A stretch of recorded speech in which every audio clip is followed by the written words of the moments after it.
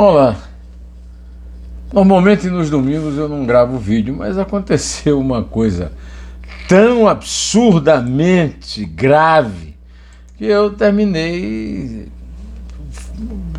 determinado a fazer esse vídeo, né, a respeito de um assunto que fere a democracia de forma absurda, porque acontece há uma semana do segundo turno das eleições gerais, no caso para os cargos de mandatários do Poder Executivo e dos poderes do Poder Executivo Federal e dos poderes executivos estaduais, que eu não podia deixar de registrar aqui o meu protesto, a minha denúncia. A atitude do ex-deputado Roberto Jefferson é uma atitude absurdamente fora de qualquer normalidade, mas é uma encenação, é um teatro feito para o momento eleitoral. É uma tentativa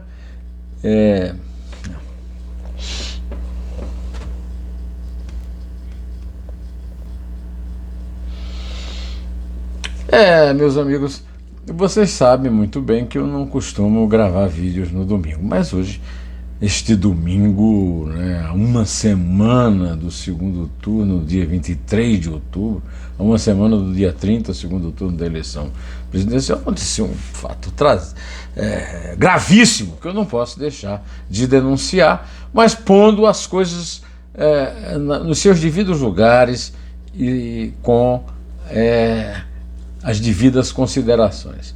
O ex-deputado Roberto Jefferson reagiu à bala e jogou uma bomba. Diz a Polícia Federal que era uma granada, e eu não tenho por que descrer da informação da Polícia Federal. Diz a filha, Cristiane Brasil, que foi uma bomba de efeito moral. Qualquer que tenha sido uma bomba ou uma granada, não há explicação razoável possível para ela estar de posse de qualquer cidadão.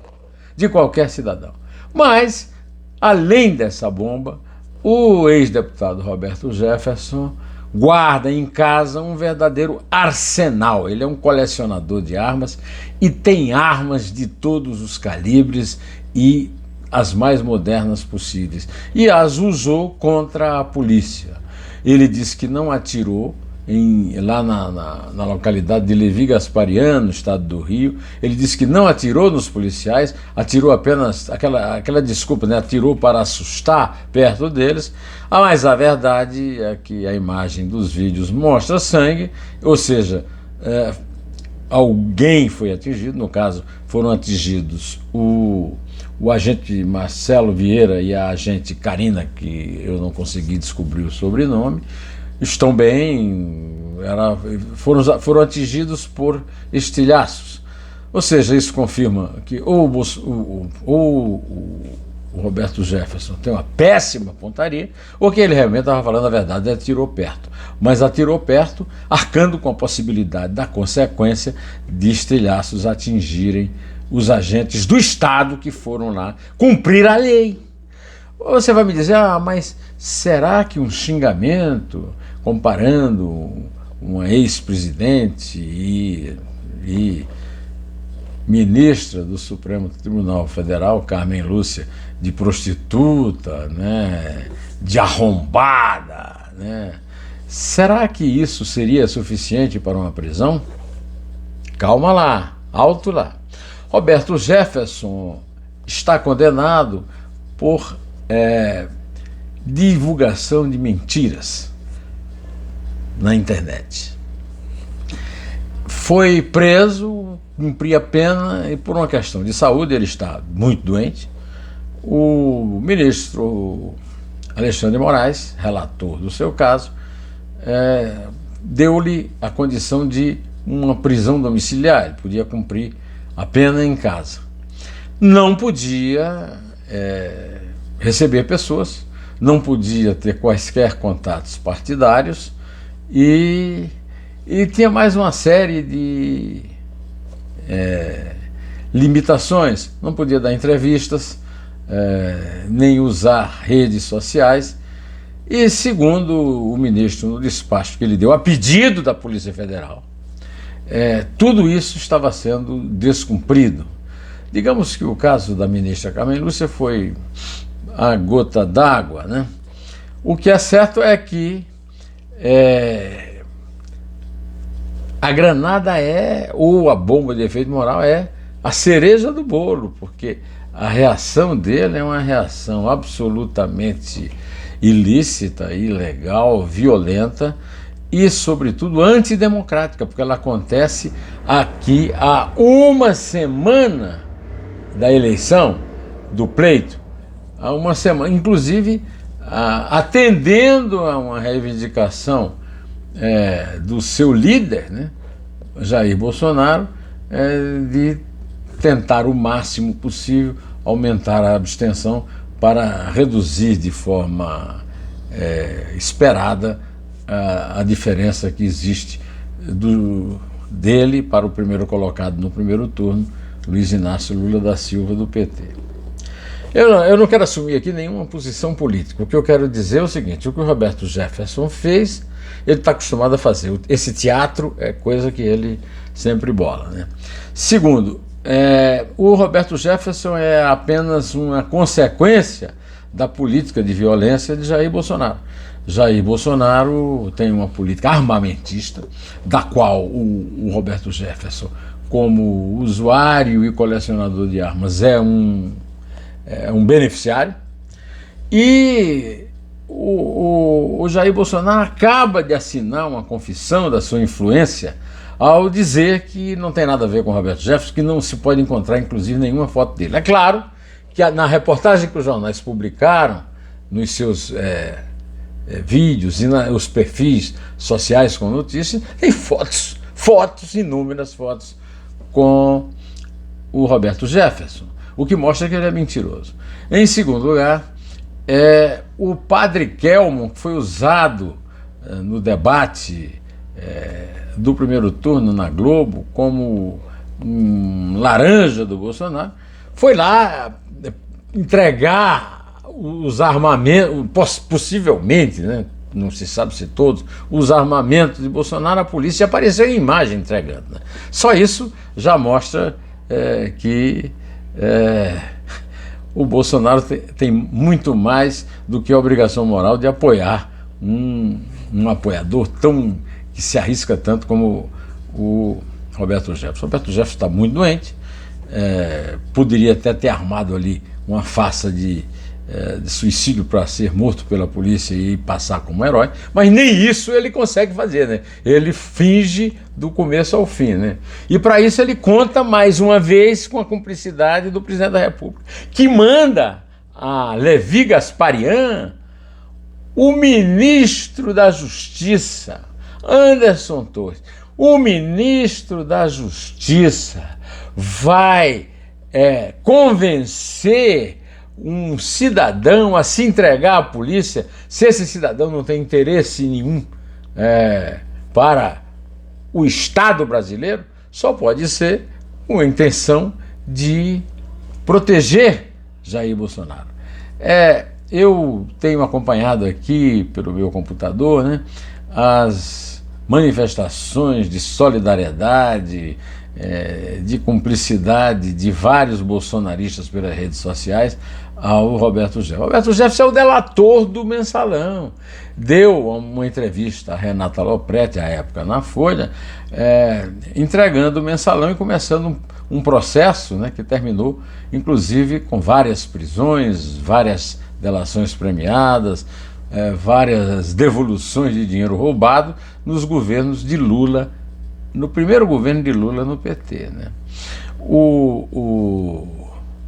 O Roberto Jefferson tem, então, tradição nesse ramo, né? Afinal, é dele a famosa frase, quando ele vira para o Zé Disseu, né, e diz, Disseu, aliás, não para o Zé Disseu pessoalmente, me mandou um recado ali, pelas transmissões de televisão dos seus depoimentos, né? Zé Disseu, não fique aí despertando meus instintos mais baixos. Era uma previsão do que poderia acontecer como aconteceu nesse domingo, né? A primeira coisa que eu me perguntei quando eu vi, mas seria suficiente mandar prender por ter chamado uma ministra do Supremo, de forma indireta, inclusive? Lembra um negócio do Lula, quando disse que o Bolsonaro agiu como pedófilo? Teria sido assim, pertenceu ao grupo das prostitutas, das arrombadas, inclusive uma gíria nordestina que eu não sabia que se falava lá no estado do Rio, de onde é o Jefferson. Na verdade, quando eu li a aceitação pelo Alexandre de Moraes do pedido da Polícia Federal, eu vi que ele se referiu especificamente às violações das obrigações que ele assumiu quando pediu a prisão domiciliar. Ele foi proibido de receber visitas, de passar orientações a dirigentes da legenda dele, o PTB, de dar entrevistas, de compartilhar fake news atingindo a honra e a segurança do STF e de seus ministros e atribuindo ou insinuando a prática de atos ilícitos, né? A verdade, meus amigos, é que a Polícia Federal tem evidências de que tudo isso aconteceu, é tudo público. Entrevistas que ele deu, por exemplo, à Rádio Jovem Pan, que agora está sendo censurada por outros motivos, pelo Tribunal Superior Eleitoral, e o resto, acabei de falar do padre Kelmon, que é um padre falso, que é um fake sacerdote, né? Tudo isso pesa contra ele. Mas eu quero deixar bem claro que eu não tiro a culpa dele, acho que ele praticamente pediu a sua prisão, mas que a responsabilidade por isso tudo, a responsabilidade pelos atentados, por brigas eleitorais, em Foz do Iguaçu, na Bahia, em vários lugares do Brasil, entre petistas e bolsonaristas, é o Bolsonaro, que é o grande estimulador, incentivador de gente como Roberto Jefferson, que compra armas no sistema legal. Eu já falei aqui para você que essa história que os bolsonaristas dizem, não, os bandidos contrabandeiam armas. Não, bandidos contrabandeiam armas, mas também compram em lojas, mas também fazem compras legais. E o Roberto Jefferson, evidentemente, comprou essas armas com as quais ele recebeu a polícia de forma legal. Pelo menos que eu espero, né? Então eu resolvi intervir para dizer isso e para dizer o seguinte, que os vários avisos que eu recebi aqui de que íamos ter dias bastante tensos e bastante perigosos até a eleição foram avisos bastante judiciosos, e eu estou aqui cumprindo uma missão de denunciar um. Espero que seja o último, mas não acredito que seja. O cinismo do Bolsonaro a tentar sair do caso, dizendo que não concorda com os xingamentos à ministra, de forma covarde, como ele sempre agiu, né? Covardemente. E também e condenando o ato do Roberto Jefferson, com quem ele disse que não tem contato nenhum, o que é mentira óbvia, não é fake news ao contrário, ele disse que não fez uma coisa que foi noticiada.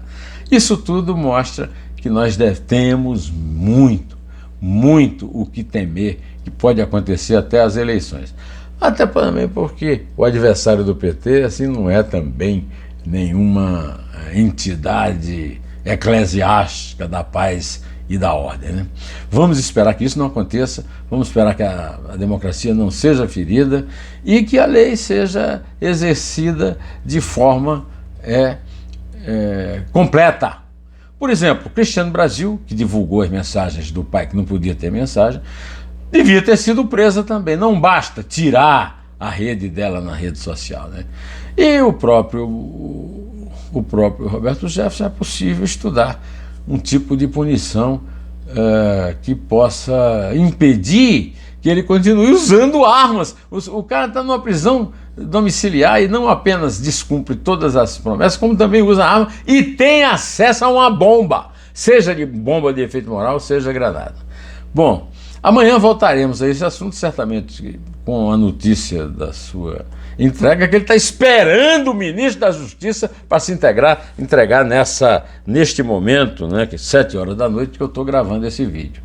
Bom, meus amigos, espero ter cumprido o meu dever de analista, de jornalista, espero continuar merecendo que você assine este meu canal que você coloque nas redes sociais e convença outros amigos a assistirem, porque eu não tenho lado, eu não sou imparcial, eu sou independente, eu não tenho lado, eu não sou da direita, da esquerda, do governo, da oposição, de nada. Eu sou um agente do povo, dos verdadeiros trabalhadores honestos e direitos deste país. Não esse povo aí, né? Povo, entre aspas, né? Não esta falsa luta por uma liberdade que não inclui, não inclui a vida do outro, tá? Eu me despeço direto ao assunto e convido você para assistir a entrevista magnífica que eu fiz com o Dr. Almir Pazianotto Pinto, ex-ministro do Trabalho, falando a respeito de toda essa situação no Brasil, que ele entende muito bem, porque ele conhece o assunto perfeitamente.